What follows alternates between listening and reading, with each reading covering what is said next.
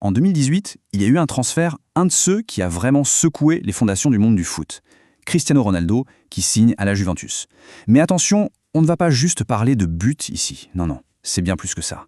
C'est une vraie leçon de business, de branding. Et franchement, l'un des paris financiers les plus fous de toute l'histoire du sport. Et voilà, le chiffre qui est au cœur de toute cette histoire. 340 millions d'euros. C'est l'investissement total que la Juve a mis sur la table pour un seul joueur sur seulement 4 ans. C'est une somme absolument astronomique. Alors on va voir d'où ça sort. Du coup, la question qui brûlait les lèvres dans tout le monde, c'était est-ce que ça valait vraiment le coup?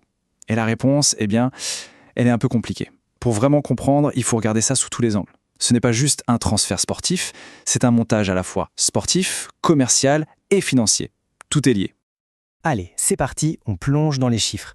Parce qu'avant même de parler de retour sur investissement, il faut bien comprendre l'ampleur du pari. Ces 340 millions, ils viennent d'où exactement? On peut se demander pourquoi payer une somme pareille pour un joueur qui avait déjà 33 ans. La réponse est simple, la Juve ne signait pas juste un joueur. Elle s'offrait une légende vivante. On parle de 5 ballons d'or, 450 buts en 438 matchs au Real, et au-delà du foot, la personnalité la plus suivie au monde, c'était une véritable institution à lui tout seul. Alors oui, 117 millions d'euros rien que pour l'indemnité de transfert, ça paraît dingue, mais il faut remettre les choses dans leur contexte. Si on regarde les autres méga transferts de l'époque, comme celui de Neymar à 222 millions, on se rend compte que c'était dans les clos. C'était simplement le prix à payer pour une superstar de ce calibre. Ok, décortiquons ce coût total. Ça commence donc avec ces 117 millions, et attention, ce n'est pas juste la somme qui allait au Real Madrid. Ça inclut aussi toutes les commissions d'agents, les frais de solidarité, bref, le package complet. Ensuite, évidemment, il y a le salaire. Et là aussi, ça pique un peu. La Juve s'est engagée à verser un salaire brut d'environ 56 millions d'euros par an à Ronaldo. C'est le deuxième gros morceau de l'investissement. Et voilà comment on arrive à ce chiffre final complètement fou. On additionne le transfert, on ajoute 4 ans de salaire et bim, on arrive à peu près à 340 millions d'euros. C'est un engagement financier monumental. Forcément, avec un investissement pareil, il fallait des résultats. Et tout de suite, sur le terrain. Alors, comment s'est passée sa première saison? Est-ce qu'il a été à la hauteur? Sauf que, au début, ça n'a pas été si simple.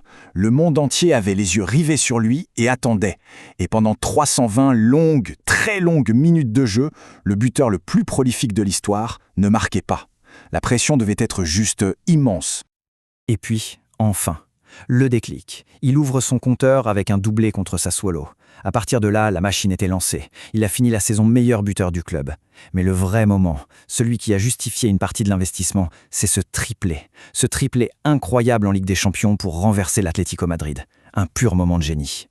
Ronaldo lui-même a avoué qu'il ressentait cette tension. Quand on lit ça, on sent bien le soulagement, mais aussi la confiance d'un champion qui, au fond, savait que les buts allaient venir. Ce n'était vraiment qu'une question de temps. Sauf que les buts, ce n'était que la moitié de l'histoire.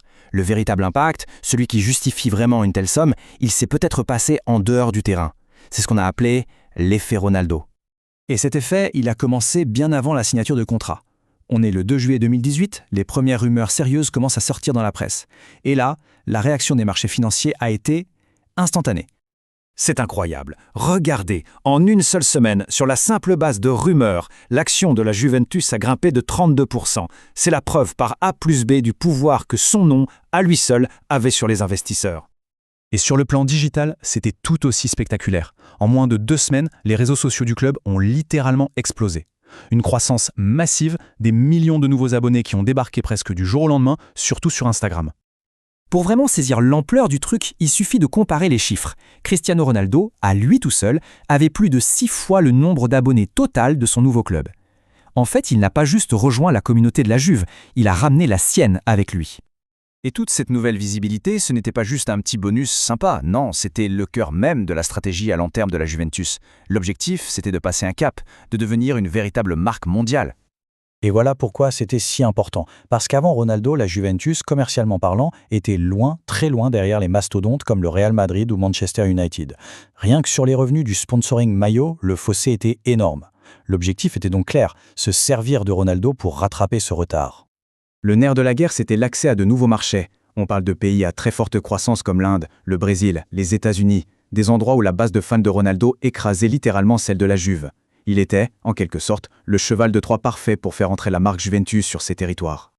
La stratégie était donc limpide. utiliser l'image planétaire de Ronaldo comme un accélérateur, un levier pour renégocier les contrats de sponsoring à la hausse, aller en chercher de nouveaux à l'international et bien sûr vendre des millions et des millions de maillots et de produits dérivés. Ok. Maintenant qu'on a regardé les coûts, les performances sur le terrain et l'impact commercial, il est temps de revenir à la question de départ. En fait, le transfert de Ronaldo, ce n'était pas juste l'achat d'un joueur, c'était la mise en place d'un tout nouveau modèle, qu'on pourrait appeler l'économie Ronaldo. L'idée qu'un seul individu, une seule superstar, peut à lui seul changer toute la trajectoire économique d'un club. Et au final, toute cette histoire nous laisse avec une question fondamentale pour le football moderne. Est-ce qu'un seul joueur peut vraiment, à lui seul, redéfinir un super club ? Est-ce que le pouvoir de la marque d'un individu peut devenir plus grand que celui de l'institution, de l'équipe ? C'est une question qui est plus pertinente que jamais aujourd'hui.